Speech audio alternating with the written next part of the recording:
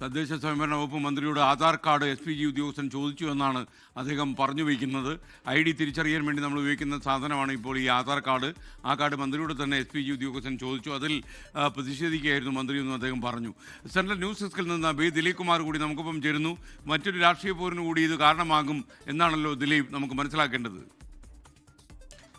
SKN വികസന പദ്ധതികളുടെ കാര്യത്തിൽ കേന്ദ്രവും സംസ്ഥാനവും ഒന്നിച്ചു പോകണം, ഈ രാഷ്ട്രീയ വിവാദങ്ങൾക്കപ്പുറം എന്ന നിലപാടാണ് കഴിഞ്ഞ കുറേ കാലങ്ങളായി സംസ്ഥാന സർക്കാരും CPIMന്റെ സംസ്ഥാന നേതൃത്വവുമൊക്കെ സ്വീകരിച്ചിരുന്നത്. പല വിവാദ വിഷയങ്ങൾ ഉണ്ടായപ്പോഴും അതിലൊക്കെ ഈ ഒരു സമീപനമായിരുന്നു CPIMന്റെയും സംസ്ഥാന സർക്കാരിൻ്റെയും ഭാഗത്തു നിന്നുണ്ടായത്. പക്ഷേ ഇത്തവണ ദേശീയപാത വികസനവുമായി ബന്ധപ്പെട്ട് ഉൾപ്പെടെ നിരവധി വികസന പദ്ധതികളുടെ ഉദ്ഘാടനമാണ് ഇന്ന് പ്രധാനമന്ത്രി കൊച്ചിയിൽ നിർവഹിക്കുന്നത്. പക്ഷേ അതിൽ മുഖ്യമന്ത്രി പങ്കെടുക്കുന്നില്ല, മന്ത്രിമാർ പങ്കെടുക്കുന്നില്ല. സംസ്ഥാന സർക്കാർ ഈ പരിപാടി ബഹിഷ്കരിച്ചിരിക്കുകയാണ്.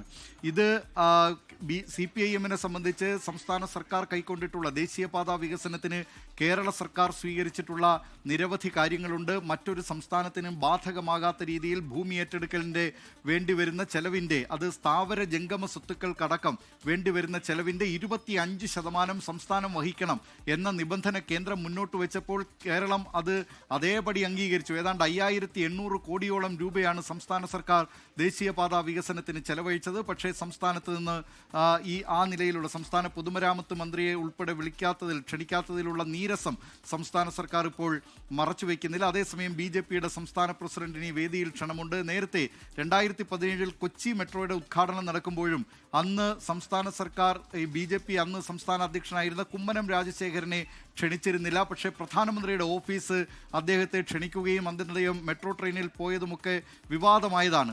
ഏതായാലും SKN ഇതിലൊരു പ്രധാനപ്പെട്ട കാര്യം കേന്ദ്ര സംസ്ഥാന സർക്കാരുകൾ തമ്മിലുള്ള ബന്ധം, അതോടൊപ്പം തന്നെ അതിൻ്റെ നടപടിക്രമങ്ങൾ, ഇതൊക്കെ ഇപ്പോൾ വീണ്ടും ഒരു ചർച്ചയാവുമെന്ന കാര്യത്തിൽ യാതൊരു തർക്കവുമില്ല. നേരത്തെ കേന്ദ്രത്തിൽ UPA സർക്കാർ അധികാരത്തിലിരുന്നപ്പോൾ BJP ഭരിക്കുന്ന സംസ്ഥാന സർക്കാരുകളുടെ ഒരു സ്ഥിരം പരാതിയായിരുന്നു 2011 ജൂൺ മാസം 3-4 തീയതികളിലായി ഉത്തർപ്രദേശിലെ ലക്നൌവിൽ ചേർന്ന BJPയുടെ ദേശീയ എക്സിക്യൂട്ടീവ് പാസാക്കിയ ഒരു പ്രമേയം തന്നെ ഫെഡറലിസത്തിന് UPA സർക്കാർ ഒരു വലിയ വെല്ലുവിളിയാണ് എന്ന കാര്യമായിരുന്നു. കേന്ദ്ര സംസ്ഥാന സർക്കാരുകൾ തമ്മിലുള്ള ബന്ധം ഊഷ്മളമാക്കണം, സർക്കാരിയ കമ്മീഷൻ റിപ്പോർട്ടിലെ ശുപാർശകൾ നടപ്പിലാക്കണം തുടങ്ങിയുള്ള നിരവധി കാര്യങ്ങളാണെന്ന് BJPയുടെ ദേശീയ എക്സിക്യൂട്ടീവ് പ്രമേയത്തിലൂടെ ആവശ്യപ്പെട്ടിരുന്നത്. പക്ഷേ ഈ അധികാരത്തിലെത്തുമ്പോൾ പാർട്ടികളൊക്കെ അത്തരം കാര്യങ്ങൾ, നേരത്തെ ഉന്നയിച്ചിരുന്ന കാര്യങ്ങളൊക്കെ വിസ്മരിക്കുന്നതാണ് നാം കാണുന്നത്.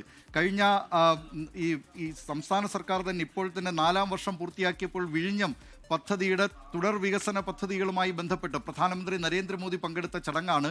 അന്ന് പ്രതിപക്ഷ നേതാവ് VD സതീശനെ ഈ ചടങ്ങിലേക്ക് ക്ഷണിച്ചില്ല എന്ന ആരോപണം വളരെ ശക്തമാവുകയും അത് ചർച്ചയാവുകയും ഒക്കെ ചെയ്തതാണ്. ഇങ്ങനെ ഈ വികസന പദ്ധതികളിലെങ്കിലും രാഷ്ട്രീയം കലർത്താതിരിക്കാനുള്ള മാന്യതയാണ് രാഷ്ട്രീയ പാർട്ടികൾ കാണിക്കേണ്ടത്. Okay, B. ദിലീപ് കുമാറാണ് വിവരങ്ങൾ നൽകിയത്. എന്തായാലും ഈ സംസ്ഥാന സർക്കാരിൻ്റെ പ്രതിനിധികൾ, മുഖ്യമന്ത്രി ഉൾപ്പെടെ പ്രോട്ടോകോൾ പ്രകാരം പ്രധാനമന്ത്രി സ്വീകരിക്കേണ്ട മുഖ്യമന്ത്രി ഉൾപ്പെടെ ഈ ചടങ്ങിൽ നിന്ന് വിട്ടു നിൽക്കുന്നത് ഒരുപക്ഷെ വരും മണിക്കൂറിൽ കൂടുതൽ വാർത്തകൾ ക്ഷണിച്ചു വരുത്തുമെന്ന കാര്യത്തിൽ സംശയമില്ല. ഇപ്പോൾ വരുന്നൊരു വാർത്ത കാസർഗോഡ് നിന്ന് അരുൺ പാറയ്ക്കൽ അറിയിക്കുന്നു. കാസർഗോഡ് ജില്ലയിലെ 70% ഹോട്ടലുകളിലും ഇന്ന് ഉച്ചയൂണ് ഉണ്ടാകില്ല.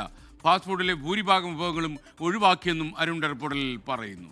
പാചകവാതക പ്രതിസന്ധി കേരളത്തിലും രൂക്ഷമാകുന്നു എന്നതിന്റെ ഏറ്റവും അവസാനത്തെ റിപ്പോർട്ടാണ് കാസർഗോഡ് നിന്ന് വരുന്നത്. ലോകത്തെവിടെയായാലും ഏത് സമയത്തും 24 വാർത്തകളും ഓഗ്മെന്റഡ് റിയാലിറ്റി പാക്കേജുകളും എക്സ്പ്ലെയിനറുകളും വിശദമായി കാണാൻ ഞങ്ങളുടെ YouTube ചാനൽ നിങ്ങൾക്ക് സബ്സ്ക്രൈബ് ചെയ്യാം.